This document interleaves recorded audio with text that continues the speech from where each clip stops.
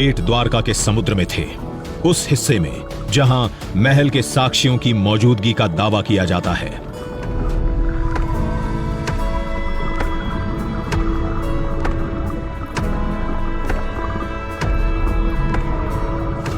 हम तेजी से गहराई में उतरते जा रहे थे जो हमें नक्शे में बताई गई थी, और हमें जल्द ही सफलता मिल गई।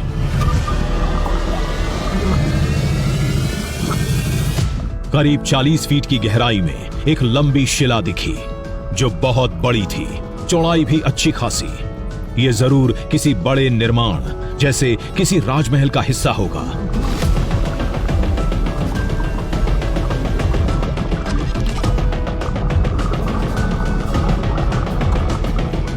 आसपास कई पत्थर थे, सभी का आकार एक जैसा था। ये शायद महल की नींव के थे।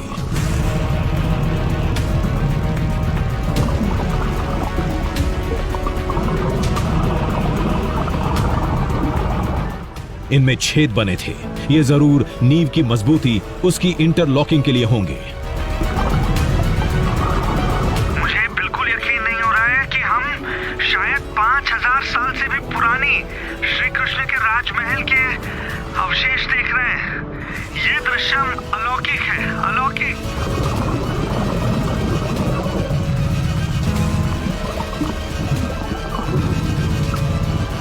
पत्थरों की तादाद बता रही थी, यहां जरूर राजमहल जैसी कोई विशाल और भव्य संरचना रही होगी। ये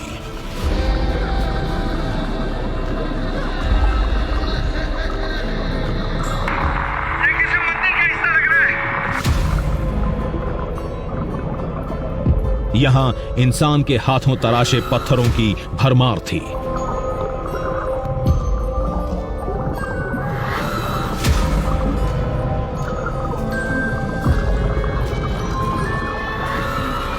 और ये प्रतिमा, इसने जरूर राजमहल के किसी दरबार की शोभा बढ़ाई होगी। ये देखो, ये देखो, ये क्या मिला है? ये बहुत अद्भुत है।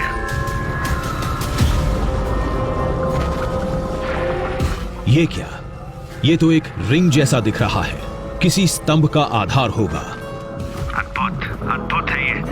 ऐसा लग रहा है जैसे हम उस द्वापर युग को, उसके माहौल को फिर से महसूस कर रहे हैं। अब कोई शक नहीं है कि ये जरूर राजमहल के ही अवशेष हैं। ये सारी चीजें राजमहल की ही हैं।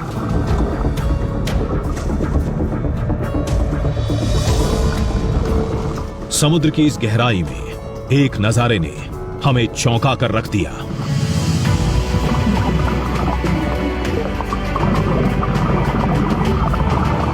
देखने में पिरामिड जैसा लग रहा था। यह किसी स्तंभ का निचला हिस्सा होगा।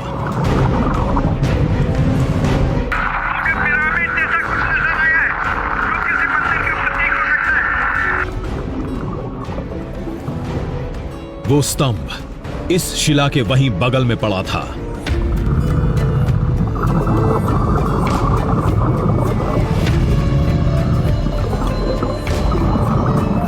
हम और गहराई में गए, इस बात से बेखबर कि आगे जो दिखने वाला है वो इस खोज को एक नई ऊंचाई पर ले जाएगा।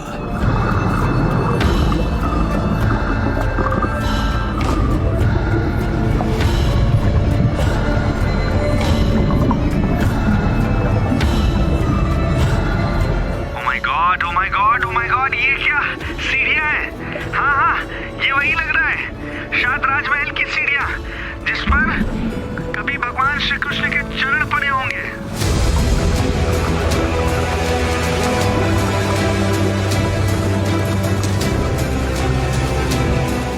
कुछ सीढ़ियों के अवशेष थे, चंद टुकड़े साफ दिख रहे थे।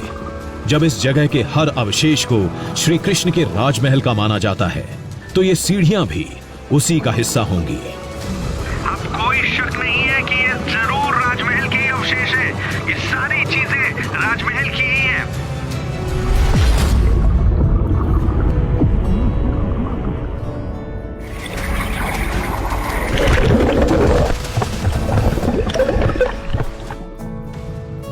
आप सोचिए, आप जो सुनकर आए थे, जो सोच कर आए थे, जिसके बारे में आपने पुराणों में पढ़ा है, अपने बड़ों से सुना है, वो पानी के कई फीट नीचे जब आप जाते हैं तो आपको वो नजर आता है।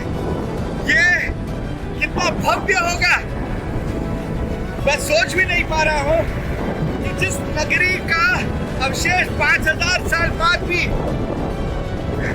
सुरक्षित है, वो नगरी कितनी बड़ी और कितनी भव्य रही होगी, कितनी खूबसूरत रही होगी।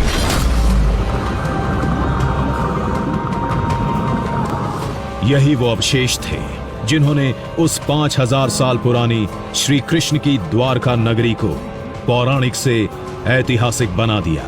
जिसे काल्पनिक माना जाता था, उसके वजूद को साबित कर दिया। जहां आज द्वारकाधीश मंदिर और बेट द्वारका है, श्री कृष्ण की प्राचीन द्वारका यही थी। इस बात की गवाही पुराण भी देते हैं।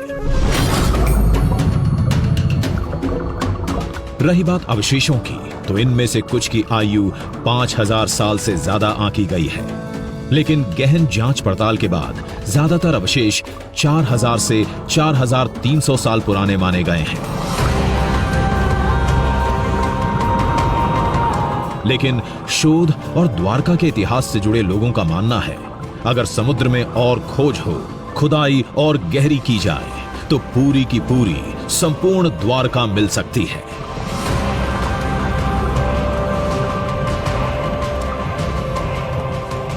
हम लोगों का ऐसा मानना है कि एक बार खुदाई और होनी चाहिए, जिससे 5200 वर्ष का 400 से जब हम 4300 वर्ष तक पहुंच सके हैं, तो जब सचमुच अनुसंधान एक आध बार और हो, तो हमारा जो महाभारत का साक्ष्य है वो प्रमाणित हो जाएगा। जहां तक बात एक प्राचीन शहर के ईंट पत्थरों की है, तो उसके वजूद को वैज्ञानिक जांच पड़ताल तय कर सकते हैं।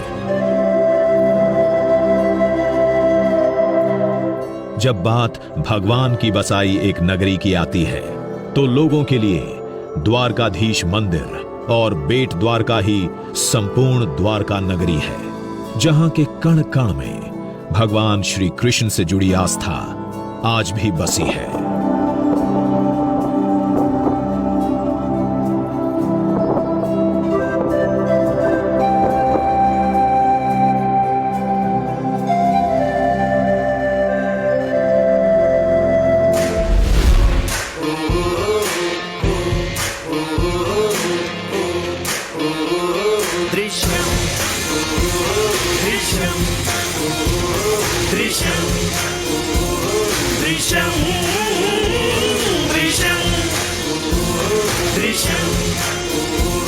Drishyam